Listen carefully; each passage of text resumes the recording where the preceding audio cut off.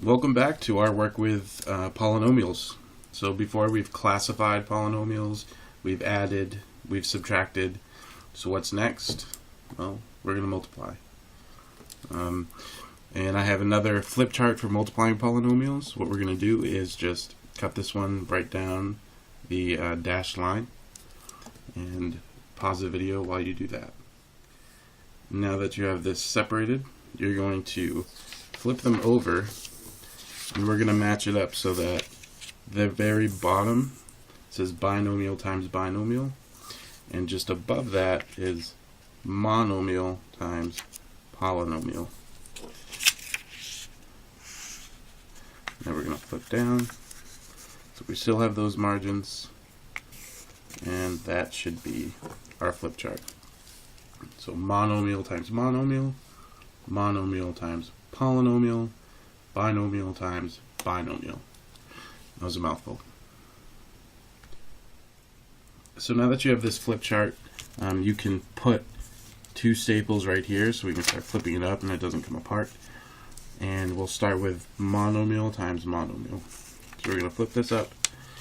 And just when we're multiplying with polynomials, we want to remember the law of exponents and the product property.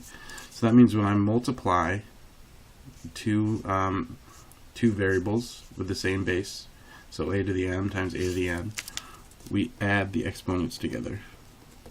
It's a to the m plus n. For just a small example, x to the fourth times x to the sixth would be x to the 4 plus 6 is 10. And so we want to be mindful of that rule when we start multiplying polynomials together. Now these first two problems, or these first two examples here, should look very familiar to you because they're just like those exponent property problems that we've been doing. It's basically a monomial times a monomial. Right? This is one term, and this is the second term, and we're multiplying them together. So we multiply what we can, we add what we can. For instance, I see a 4 and a 6. I can multiply 4 times 6, and that gets me 24. Separately, I've got the variable r. I see I have r to the third and r to the fifth, and I add those together, I get r to the eighth. And then lastly, I have s to the fourth and s to the sixth. When I add those together, I have s to the 10th. So my final answer for this one is 24 r to the 8th s to the 10th. And just to stay consistent with my color coding, these are my s's, these are my r's. So I'm multiplying what's like. I want you to do the same thing for example 2, and when you're finished, you're going to have your teacher check your answer. And now we're going to move on to a monomial times a polynomial. So that's the second flip in examples 3, 4, 5, and 6. We're going to do problem 3 together, then you're going to do problem 4, then we'll do problem 5 together, and then you'll do problem 6. So we'll do like me, then you, me, then you. Okay. So first, example number 3. I have 3m, and I'm multiplying that by 5m squared plus 2m. So just like when you see parentheses as usual, we're going to be doing the distributive property. So we're distributing 3m to each of these terms. So first I'm going to do 3m times 5m squared. 3 times 5 is 15. And I have m to the first times m to the second. That gives me m to the third. And now I'm going to distribute the 3m into the 2m. So I have 3 times 2, which is positive 6. and then m to the first, and m to the first gives me m squared. So the final answer for this one is 15m cubed plus 6m squared. And now you're going to do example 4. You're going to distribute in 7g into g squared to 5g and to negative 3. So you're distributing in 3 times. When you're finished with that one, have your teacher check your answer. Now that you have number 4 done, let's move on to number 5. So number 5, we're multiplying negative 5a squared b times 3a to the 4th b cubed plus 6a squared b to the 3rd. So there's two different variables, so there's a lot going on, but it's still a monomial times a polynomial. And we're still distributing.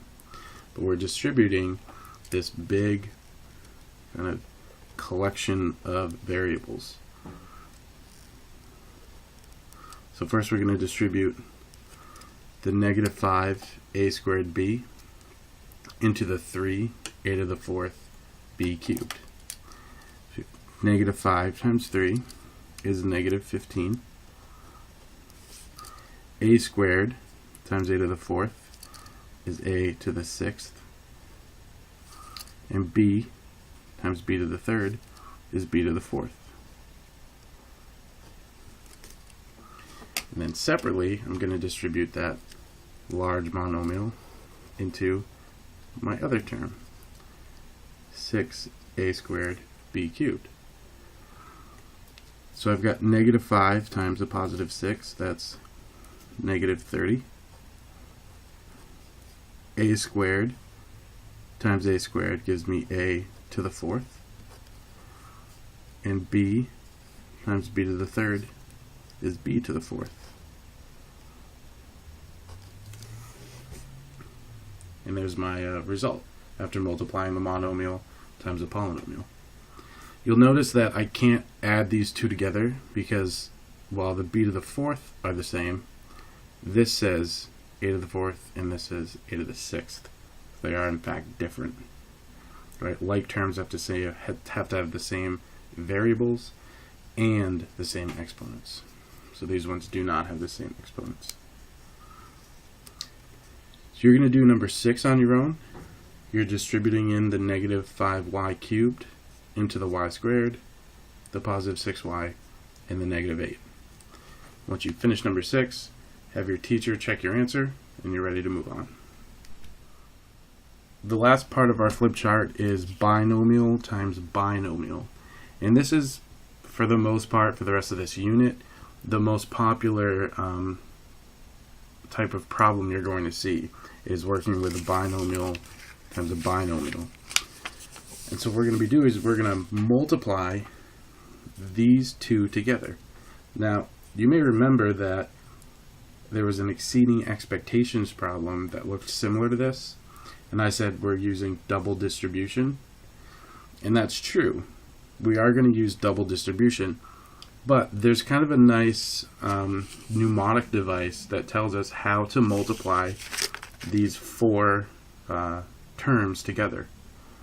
Okay, and it's called the FOIL method. So FOIL stands for first, outer, inner,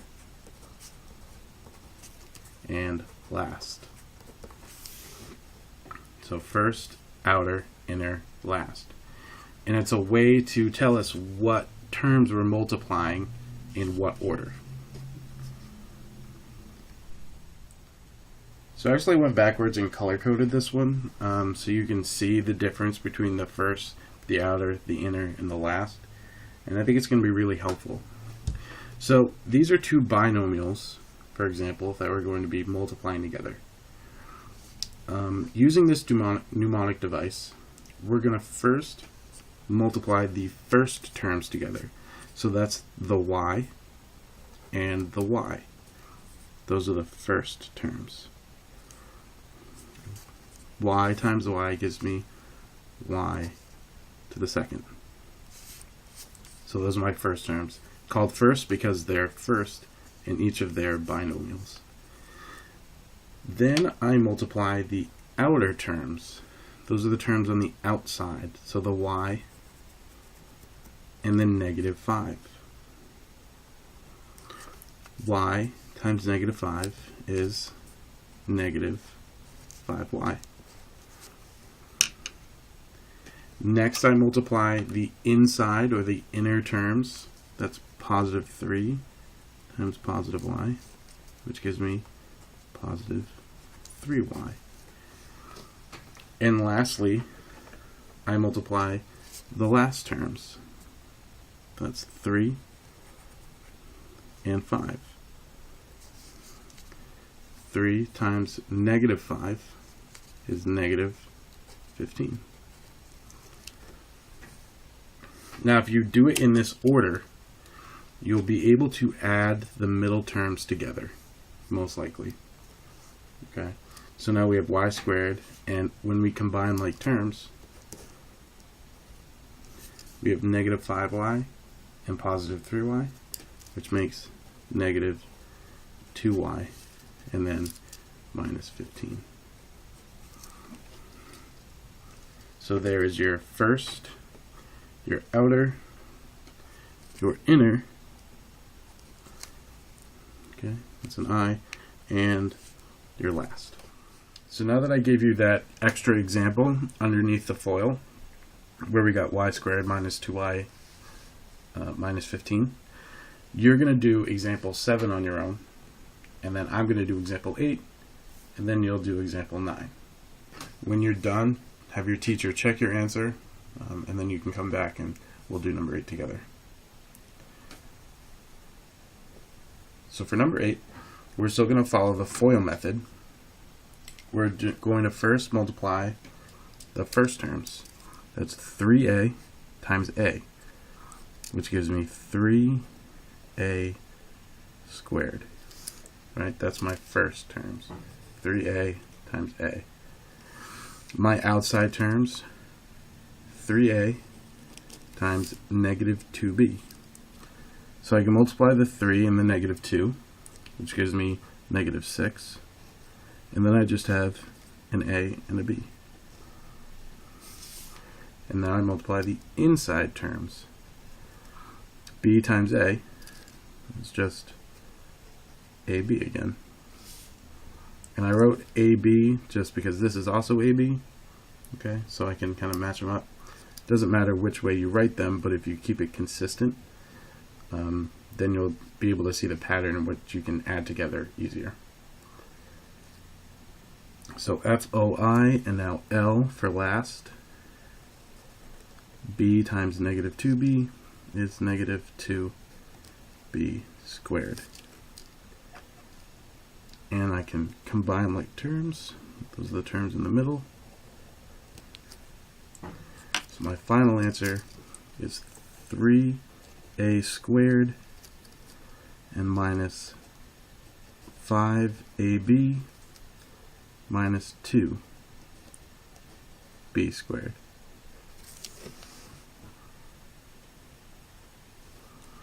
And you're going to try example 9 on your own. See if you can recognize a pattern, because this is actually a special case for multiplying two binomials. And we have another worksheet that's in this packet, another foldable, like a flip chart, that's in this packet that handles special cases. So do number 9 and have your teacher check your answer.